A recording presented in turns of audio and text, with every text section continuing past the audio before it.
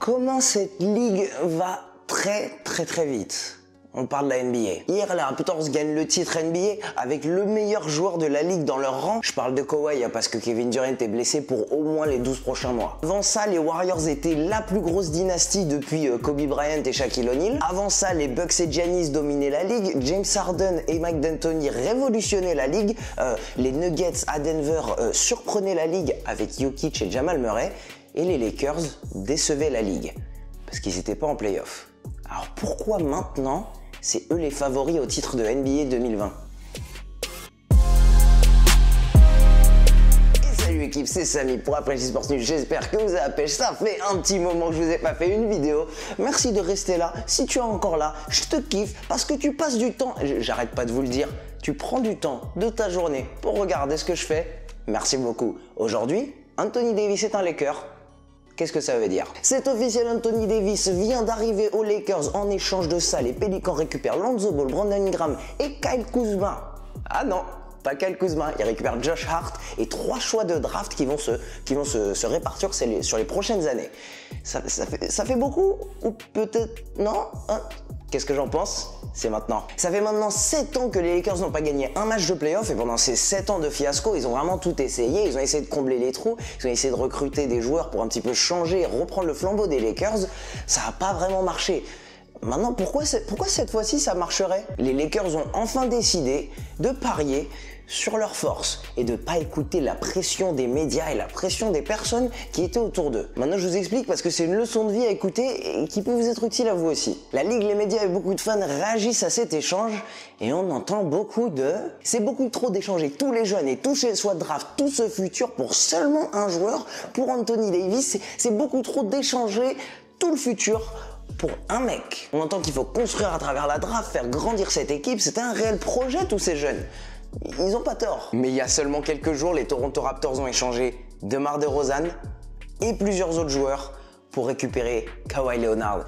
Et ils sont allés en une année là où ils ne sont jamais allés en plusieurs années de DeMar DeRozan. J'entends sur les réseaux sociaux que donner tout ce potentiel, c'est pas en la faveur des Lakers. Mais je sais pas si vous avez vu les finales NBA sur le terrain. En finale NBA, il n'y a pas de potentiel.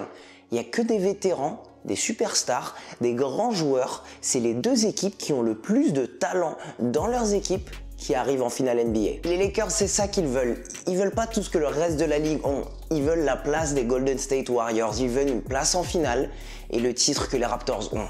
Et c'est seulement en accumulant des stars qu'ils reviendront à la place où étaient les Lakers 16 fois pendant leur histoire.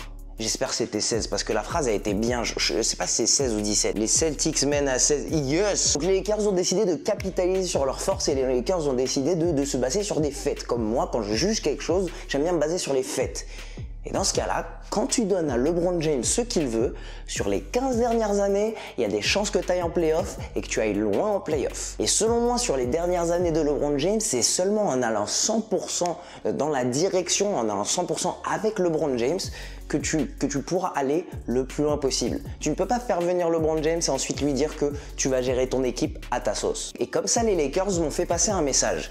Ils vont parier sur leur force et ne pas subir la pression des médias et des fans qui leur disent, qui leur communiquent qu'il faut absolument bosser sur leurs lacunes et améliorer leurs lacunes pour au final être une équipe moyenne. Et c'est ça que j'ai envie que tu gardes en tête dans ta vie. Tu vas avoir beaucoup de gens, tu vas avoir des profs, des potes parfois, même de la famille, la société entière qui va souvent te rappeler que tu as des lacunes et jouer sur ces insécurités pour te dire « Ah, il faut que tu t'améliores sur les parties où tu es moins bon ». Mais tu sais déjà à quoi tu es bon. Améliore-toi à ce dont tu es déjà bon. Par exemple, sur la Frenchy Sports News, moi je suis bon en vidéo. Je fais pas d'articles, je n'apprends pas à écrire parce que je suis rincé en écriture. Si je veux faire des articles, je vais m'entourer de quelqu'un qui sait le faire. D'ailleurs, si tu sais écrire, que tu as envie d'écrire de sport, envoie-moi un message sur Instagram, on passe à autre chose. On revient à NBA. Maintenant, j'ai envie de parler d'Anthony Davis et LeBron James. Comment ça fonctionne? Je doute que LeBron James et Anthony Davis soient les meilleurs joueurs pour bosser ensemble. Je pense encore une fois que Kyrie Irving était le meilleur joueur pour jouer avec LeBron James.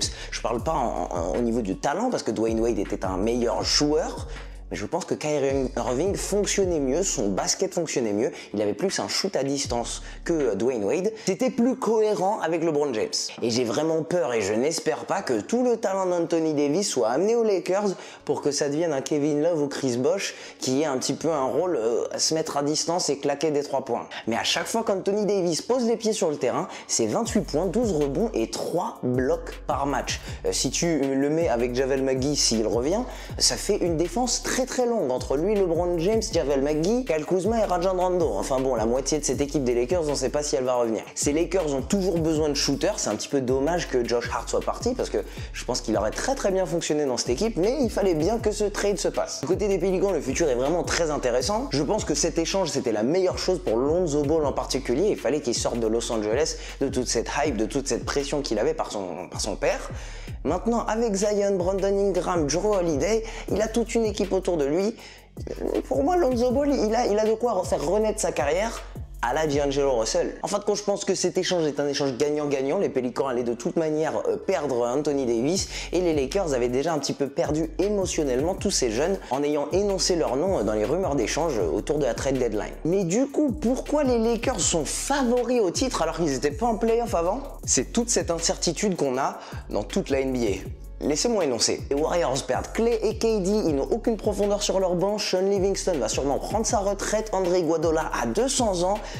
C'est incertain pour l'année prochaine pour les Warriors. Les Rockets vont faire le ménage dans leur équipe. OKC s'est arrêté 3 années d'affilée au premier tour. Les Blazers ont fait les meilleurs playoffs possibles, mais on voit un petit peu leurs limites quand ils arrivent face à une équipe avec des vrais méga stars. Les Nuggets sont bons, mais depuis Dirk, il n'y a aucune équipe qui gagne un titre avec un intérieur comme joueur star. Les Clippers espèrent avoir Kawhi Leonard, ça peut tout changer s'ils le signent, mais encore une fois, c'est de l'incertitude. Du côté de l'Est, les Celtics perdent Kyrie, les Raptors ne sont pas sûrs de garder Kawhi Leonard, les 76ers ne sont pas sûrs de garder Tobias Harris et Jimmy Butler, Joel Embiid est souvent blessé en playoff, Ben Simmons est encore en train de chercher un shoot à distance, et les Bucks s'apprêtent à faire un petit changement dans leur équipe parce qu'ils s'apprêtent à sûrement perdre Mirotic ou Chris Middleton. Il y en a un qui va prendre un contrat et l'autre va sûrement s'en aller. Donc la ligue est pleine d'une chose en NBA aujourd'hui, c'est pleine d'incertitudes. La seule certitude que tu as, c'est quand tu fais un échange et que tu récupères la plus grande star, en général, tu t'en sors bien. Et dernier point, je pense le plus important pour expliquer que les Lakers ont fait le bon choix de faire venir Anthony Davis, même s'ils ont dû se séparer de beaucoup de joueurs, le futur des Lakers. Alors je m'explique, les Lakers, depuis 7 ans, leur image, c'est pas génial. Sauf que leur image, depuis toute leur existence, c'est leur plus grosse force. Et ils ont besoin de un peu redorer ce blason.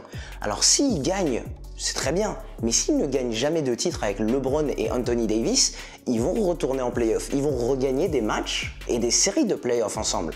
Et ils vont un peu redorer ce blason des Lakers. Et ils ont une star à qui passer le flambeau après LeBron James.